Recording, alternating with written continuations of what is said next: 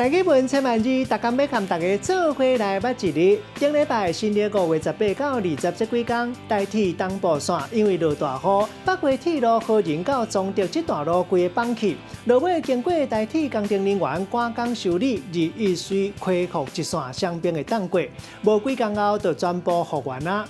今仔日要甲大家小解这一日，咱同齐来看到，这就是恢复的恢，读课的课第一条。有的人惯势读俗音，读做恢。古早台语字典解说恢有扩大意思，也毋过咱现代较接用力恢复、修复的意思，咱讲是恢复。带大家做伙来小解这两个词，其实意思拢正活。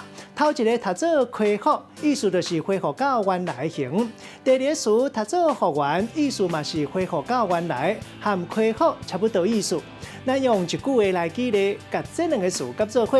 譬如讲，这几天天气多变化，身躯边风邪的人变较侪，阿明嘛感冒啊，好佳在伊的体质真好，一日就随复原，恢复健康。今仔日小解这一日读做恢，另外俗音读做恢，提供给观众朋友来参考。